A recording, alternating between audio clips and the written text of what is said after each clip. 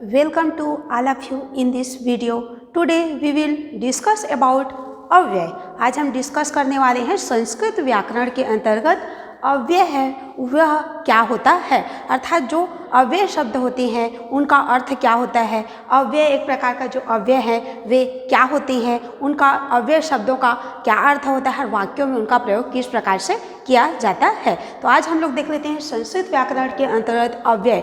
अव्यय संस्कृत व्याकरण में संस्कृत के वे शब्द, अव्यय बोलने का अर्थ है संस्कृत व्याकरण के अंतर्गत, या सीधा बोल सकते हैं संस्कृत में वे शब्द एक प्रकार के अव्यय जो है वे शब्द हैं। वे शब्द जो सातों विभक्तियों में, तीनों वचनों में और तीनों लिंगों में समान रहते हैं उन्हें अव्यय कहते हैं। अर्थात बोलने का अर्थ है वे शब्द जो सातों विभक्तियों, तीनों लिंगों और तीनों वचनों में समान रहते हैं, एक जैसे रहते हैं, चाहे एक वचन रहे, द्विवचन रहे या बहुवचन रहे, स्त्रीलिंग रहे, पुल्लिंग रहे या नपुंसकलिंग रहे, प्रथमा से लेकर के सप्तमी तक जो भी कारक चिन्ह हैं उनके पीछे ऐड नहीं होते हैं। बोलने का सीधा अर्थ है कि स्त्रीलिंग रहे, पुल्लिंग रहे या नपुंसकलिंग रहे, वे शब्द वैसे के वैसे ही रहते हैं। जो अव्यय शब्द रहते हैं वे कभी भी परिवर्तित नहीं होते हैं, कोई भी परिस्थिति हो, कोई भी स्थिति हो, और बोल सकते हैं सातों विभक्ति हो, तीनों वचन हो, तीनों लिंग हो, वे एक समान ही रहते हैं। इनका रूप परिवर्तित नहीं होता है, किसी प्रकार का भी कारक चिन्ह इनके पीछे ऐड नहीं किया जाता है। बोलने का अर्थ है कि विभक्ति चिन्ह इनके पीछे नहीं ऐड होते हैं। अब यहाँ पर देख लेते हैं अव्यय। इसको हम लोग सिंपल अर्थ से, सिंपल माध्यम से समझ सकते हैं कि एक श्लोक के माध्यम से, संस्कृत के श्लोक देख लीजिए, श्लोक के माध्यम से समझाया गया है। सदृशं त्रिषु लिंगेषु सर्वासु च विभक्तिषु व्यचनेषु च सर्वेषु यन्न वेति तद अव्ययम्। बोलने का अर्थ है वे शब्द, वे सभी शब्द या वे शब्द जो कभी खर्च नहीं होते, कभी व्यय नहीं होते, सातों विभक्तियों में या बोल सकते हैं सभी विभक्तियों में, तीनों लिंगों में और तीनों वचनों में जो शब्द समान रहते हैं, एक जैसे रहते हैं, उसे हम लोग अव्यय कहते हैं, जो किसी भी स्थिति में नहीं बदलते हैं। या सीधा अर्थ हम बोल सकते हैं जो किसी भी कंडीशन में चेंज नहीं होते हैं उसे अव्यय कहा जाता है। जो किसी भी कंडीशन में चेंज नहीं होता है उसे अव्यय कहा जाता है, चाहे एक वचन रहे या द्विवचन रहे या बहुवचन रहे, चाहे एक के लिए बोले, दो के लिए बोले या बहुतों के लिए बोले, तो जो अव्यय शब्द रहते हैं वे कभी नहीं बदलते हैं। जैसे कुत्र, कुत्र बोलने का अर्थ है कहाँ, अद्य मतलब होता है आज। ऐसे कुछ शब्द देख लीजिए। पहले हम लोग देख लेते हैं कि कुछ अव्यय शब्द और उनका अर्थ, जो एग्जाम की दृष्टि से बहुत ही इंपॉर्टेंट है। अब देख लेते हैं कि कुछ अव्यय शब्द और उनके अर्थ देख लेते हैं, फिर देखेंगे कि वाक्यों में इनका यूज कैसे किया जाता है, या वाक्यों में यह जो रहेगा तो उसको कैसे पहचानते हैं। तो देख लीजिए, जैसे यदा, यदा मतलब होता है जब, यदा मतलब जब, यदा मतलब जब, तदा मतलब होता है तब। जैसे देख लेते हैं, यदा मतलब होता है जब और तदा मतलब होता है तब। इस प्रकार से हम लोगों के अव्यय शब्द है। पहले अर्थ को पहले समझ लेते हैं। यदा मतलब होता है जब, तदा मतलब होता है तब, कुत्र मतलब होता है कहाँ। अब यहाँ पर देखिए, कदा मतलब होगा हम लोगों का कब, कदा मतलब कब, एकदा एक बार, च मतलब होता है और, परंतु मतलब होता है किंतु या परंतु या लेकिन बोल सकते हैं, अथवा मतलब होता है या, अथवा मतलब होता है अथवा या फिर तो या बोल सकते हैं। भो मतलब होता है हे, किसी को पुकारने के लिए भो, अरे रे भी बोलते हैं, लेकिन भो का अर्थ होता है हे।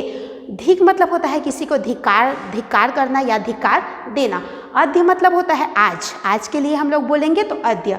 यह मतलब होता है कल, यह मतलब कल। अब देखिए, स्व, स्व मतलब भी होता है कल, लेकिन यह आने वाला कल, और यह मतलब होता है बीता हुआ कल। परश्वः मतलब आने वाला परसों, और पर यह मतलब बीता हुआ परसों। अपि मतलब होता है भी। मतलब हम लोग आज सीख रहे हैं कि कुछ अव्यय शब्द ले लिए हैं, उनके अर्थ समझते हैं। कुछ इंपॉर्टेंट अव्यय शब्द ले लिए हैं, उनके अर्थ पहले जो एग्जाम की दृष्टि से बहुत ही इंपॉर्टेंट है। जैसे देख लीजिए, अपि मतलब होता है भी, कुत्र मतलब होता है कहाँ, सर्वत्र मतलब होता है सभी जगह, तरहि मतलब होता है तो, पूरा मतलब होता है पुराने समय या बीते समय में, पुनः मतलब होता है फिर से, सह मतलब होता है साथ, सांप्रतम मतलब इस समय, वृथा, वृथा मतलब होता है बेकार, एव मतलब होता है भी, सायं मतलब शाम के समय, सांप्रतम मतलब अब या इस समय, बह्य मतलब होता है बाहर, अंतः मतलब होता है अंदर, और अन्यत्र मतलब होता है दूसरी जगह। ये सभी जो हैं हम लोगों के क्या हैं, अव्यय शब्द हैं। और भी अव्यय शब्द आप लोग अगर जानना चाहेंगे तो संस्कृत पुस्तक के अंतर्गत या पाठ्यक्रम के अंतर्गत बहुत सारे आप लोगों को अव्यय शब्द मिल जाएंगे, और उनका वाक्यों में सेंटेंस या पद निर्माण भी मिल जाएगा, वाक्यों में उनका यूज भी आपको मिल जाएगा। जैसे देखिए सदा, सदा मतलब होता है हर हमेशा। एकत्र, एकत्र मतलब होता है एक जगह। अन्यत्र, अन्यत्र मतलब होता है दूसरी जगह। आम का अर्थ है, आम मतलब होता है हाँ। अधुना, अधुना मतलब होता है इस समय। निक्सा, निक्सा मतलब होता है पास या निकट में। निक्सा मतलब पास या निकट। रीते का अर्थ होता है बिना, किसी के बिना बोलना है तो हम लोग बिना अर्थ में प्रयोग करेंगे रीते। इत इस्ततः, इधर उधर या जिधर किधर भी बोल सकते हैं। जैसे कुक्कुरः इत इस्ततः भ्रमति, कुत्ता जो है इधर उधर घूमता है। जैसे देख लीजिए सहसा, सहसा मतलब होता है अकस्मात या अचानक। उभयतः, उभयतः मतलब होता है दोनों ओर। परितः, परितः मतलब होता है चारों ओर। शनैः, शनैः मतलब धीरे। शनैः, शनैः मतलब धीरे धीरे। एकदा, एकदा मतलब एक बार। सर्वदा, सर्वदा मतलब होता है हर हमेशा। सर्वदा मतलब हर हमेशा। शीघ्रम, शीघ्रम मतलब शीघ्र या तुरंत बोल सकते हैं। वा मतलब होता है वा या अथवा। प्रति मतलब होता है की ओर, या फिर तो सिंपल अर्थ में और बोल सकते हैं। उसकी ओर, इसकी ओर मतलब और अर्थ में इसका प्रयोग किया जाता है। जैसे अत्र, अत्र मतलब होता है यहाँ। अत्र मतलब यहाँ, इस जगह पर बोलेंगे, या अत्र मतलब होता है यहाँ। अब यहाँ पर देखिए यत्र, यत्र मतलब होता है जहाँ। यत्र मतलब जहाँ। यत्र धूमः तत्र अग्नि है, जहाँ धूम्र धुआं है वहाँ अग्नि है। इस प्रकार से हम लोग वाक्यों में भी इनका प्रयोग कर सकते हैं। यत्र मतलब होता है जहाँ, तत्र मतलब होता है वहाँ। अब यहाँ पर देखिए यावत, यावत मतलब होता है जब तक। तावत मतलब होता है तब तक। यावत मतलब जब तक, तावत मतलब तब तक। यदा, यदा मतलब होता है जब। तदा, तदा का अर्थ होता है तब। अब न मतलब होता है नहीं, और मत भी बोलेंगे तो इसका अर्थ नहीं होता है। अलम बोले तो भी इसका अर्थ नहीं होता है। माँ बोले भी तो पर भी इसका अर्थ नहीं होता है। मतलब मना करने के अर्थ में किसी को मत करो या नहीं बोलना है तो हम इन शब्दों का प्रयोग करते हैं। न, नहीं मतलब भी नहीं होता है। माँ मतलब मत या नहीं। अलम मतलब ही बस करो, बंद करो या नहीं अर्थ में, मतलब निषेधात्मक वाक्य के रूप में इनका प्रयोग किया जाता है। अब हम लोग देख लेते हैं, जैसे इसके अलावा और बहुत सारे शब्द हैं, जो बहुत सारे अव्यय शब्द हैं जो वाक्यों में प्रयोग किया जाता है। अब यहाँ पर हम लोग देख लेते हैं कि वाक्यों में इनका किस प्रकार से प्रयोग किया जाता है, और वाक्यों में यह यूज रहेंगे तो इन्हें कैसे पहचान करके लिखा जाएगा। जैसे हम लोग देख लेते हैं पुत्र, पुत्र मतलब होता है कहाँ। पुत्र मतलब कहाँ। अब यहाँ पर हम लोग पुत्र का प्रयोग करेंगे तो इस प्रकार से कर सकते हैं। सह पुत्र अस्ति, सह पुत्र अस्ति। पुत्र मतलब होता है कहाँ, तो सह पुत्र अस्ति वह कहाँ है, वह कहाँ है। अस्ति मतलब है, वह कहाँ है। यहाँ पर देखिए जो पुत्र शब्द है वह किसी भी विभक्ति, सातों विभक्तियों, तीनों लिंगों और तीनों वचनों में परिवर्तित नहीं होते हैं, और कोई भी स्थिति, कोई भी परिस्थिति या कोई भी कंडीशन में यह नहीं बदलता है। यहाँ पर पुत्र जो है हम लोगों का अव्यय शब्द है, और बाकी देखिए स है, अस्ति है, इनका रूप बदलता रहता है। अब देखिए पुत्र एक के लिए सह पुत्र अस्ति वह कहाँ है, हम लोग बोले कि वह कहाँ है, जिसके बारे में पूछ रहे हैं वह कहाँ है। मान लेते हैं हम लोग किसी दो के लिए, जैसे सह पुत्र अस्ति वह कहाँ है, दो के लिए बोलते हैं तौ पुत्र स्तः वे दो कहाँ हैं। सह पुत्र स्तः वे दो कहाँ हैं। इस प्रकार से हम लोग जैसे प्रयोग करते हैं तो देखिए दो के लिए प्रयोग कर रहे हैं। यहाँ पर क्रिया का रूप भी दो है, द्विवचन है। यहाँ पर तौ भी है, यह हम लोगों का द्विवचन है। वे दो कहाँ हैं, तो पर भी यह पुत्र है जो कि परिवर्तित नहीं हुआ है, क्योंकि जो अव्यय शब्द रहते हैं वे सातों विभक्तियों, तीनों लिंगों और तीनों वचनों में परिवर्तित नहीं होते, ना ही किसी स्थिति में परिवर्तित होते हैं। अब देखिए तौ पुत्र स्तः वे दो कहाँ है, कोई पुल्लिंग के लिए बोल रहे हैं, या बालकः पुत्र अस्ति बालक कहाँ है, बालकः पुत्र स्तः दो बालक कहाँ है, या फिर तो सह तौ ते का प्रयोग कर सकते हैं। ते पुत्र सन्ति वे सब या वे तीनों कहाँ हैं, वे तीनों कहाँ हैं। यहाँ पर देखिए हम लोग एक वचन, द्विवचन, बहुवचन कर लिए तो पर भी कुत्र का कुत्र ही रहा। अस्ति, स्तः, सन्ति क्रिया के रूपों को भी चेंज कर दिए तो पर भी वह क्या है, कुत्र जो है वह नहीं बदला, मतलब कुत्र यहाँ पर अव्यय शब्द है। यहाँ पर देखिए दे, कुत्र, सन्ति वे सब कहाँ हैं। मान लीजिए यह तो पुल्लिंग है, इसको हम लोग स्त्रीलिंग कर लेते हैं, सा कुत्र अस्ति वह कहाँ है, तो स्त्रीलिंग भी, कर्ता को हम लोग स्त्रीलिंग बना दिए। जो सर्वनाम शब्द है एक प्रकार का कर्ता है, वह जो कार्य को करने वाला है, तो वो कर्ता को देखिए हम लोग बदल दिए तो पर भी हम लोगों का जो कुत्र है यह बदला नहीं है। मतलब पुल्लिंग के लिए बोले, स्त्रीलिंग के लिए बोले या नपुंसकलिंग के लिए बोले वह वही ही रहेगा। सातों विभक्तियों में बोले और तीनों वचनों में बोले तो पर भी वह वैसे का वैसे ही रहेगा। सा कुत्र अस्ति, इस प्रकार से हम लोग स्त्रीलिंग के लिए प्रयोग करेंगे। सा कुत्र अस्ति वह कहाँ है, कोई भी लड़की या स्त्रीलिंग है वह कहाँ है। अब देखिए सा ते, और इस प्रकार से ताह, वे दो लड़कियाँ कहाँ हैं, वे सब लड़कियाँ कहाँ हैं, तो इस प्रकार से भी प्रयोग करेंगे तो इसका रूप नहीं बदलेगा। अगर विभक्ति चिन्ह हम लोग यहाँ पर ऐड करना चाहें तो पर भी इसका रूप नहीं बदलेगा। कुत्र है, जैसे हम लोगों का बालकः, बालका, बालका होता है, उसी प्रकार से इसका रूप नहीं बदलेगा। यह कुत्र है तो कुत्र रहेगा, एक वचन में, द्विवचन में कुत्र रहेगा, बहुवचन में कुत्र रहेगा। प्रथमा से लेकर के सप्तमी विभक्ति में कुत्र है तो यह अव्यय शब्द है वह कुत्र ही रहेगा। और स्त्रीलिंग रूप बनाए, पुल्लिंग के लिए बोले या नपुंसकलिंग के लिए बोला जाए, यह कुत्र मतलब कहाँ का प्रयोग किया जाए तो कुत्र का कुत्र ही होगा। मतलब यह बोला जा रहा है कि जो अव्यय शब्द होते हैं वो किसी भी कंडीशन में चेंज नहीं होते हैं, और इनका अर्थ अगर हम जानते रहेंगे और अव्ययों को हम लोग पहचानते रहेंगे तो कोई भी सेंटेंस में वह यूज हो उसे पहचान लेंगे। तो इसके लिए हमें सबसे अधिक आवश्यकता है कि कितने अव्यय हैं, कौन कौन से अव्यय हैं और उनका हिंदी में क्या अर्थ होता है उसको पहले सीखें, पहले उसको समझें। उसके बाद हम लोग देखेंगे कि वाक्य में आखिर कौन सा अव्यय है। जैसे देखिए इस वाक्य में अगर पूछा जाता है ते कुत्र सन्ति, तो यहाँ पर देखिए हम लोगों को पूछा जाएगा कि कोई सेंटेंस दे दिया जाता है और कोई भी अव्ययों को प्रयोग करके बताया जाता है कि इसमें अव्यय कौन से हैं उसको पहचान करके लिखिए, अव्यय कौन से हैं पहचान करके लिखिए। और कहीं कहीं पर ऐसा भी आ सकता है कुछ अव्यय शब्द दिए रहेंगे उनका वाक्यों में प्रयोग कीजिए। अधिकतर अर्थ हमें एग्जाम पे यही आएगा कि एक सेंटेंस दिया रहेगा, एक, दो या तीन, जितना भी सेंटेंस दिया रहेगा उसमें अव्यय शब्दों का प्रयोग हुआ रहेगा और पूछा जाता है कि इस वाक्यों में अव्यय अलग कीजिए या अव्यय शब्दों को छांट करके लिखिए। जैसे ते कुत्र अस्ति, तो यहाँ पर हम लोग का अव्यय शब्द क्या है, कुत्र है। उसी प्रकार से कुछ और अव्यय शब्दों का यूज करके हम लोग देख लेते हैं। जैसे अधुना, अधुना मतलब होता है अब, अधुना त्वम कुत्र,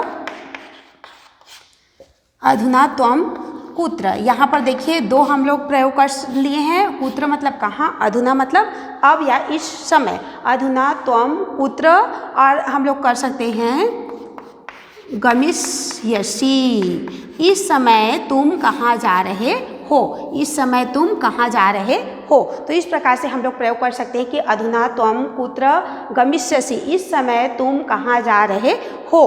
और अगर तो त्वम है इसको हम लोग बदल सकते हैं, देखिए गमिष्यसि है इसको भी बदल सकते हैं, तुम दोनों के लिए प्रयोग कर सकते हैं, तुम सब के लिए। लेकिन जो कुत्र है और हम लोगों का अधुना जो है अव्यय शब्द, यह परिवर्तित नहीं होगा। अगर ऐसा सेंटेंस दे दिया जाता है इसमें अव्यय को अलग कीजिए या अव्यय पहचानिए, तो यहाँ पर हम लोगों का दो अव्यय हैं, एक तो है अधुना और दूसरा है कुत्र, अधुना और कुत्र। जैसे हम लोग प्रयोग करते हैं कच्छपः, कछुआ, कच्छपः, शनैः,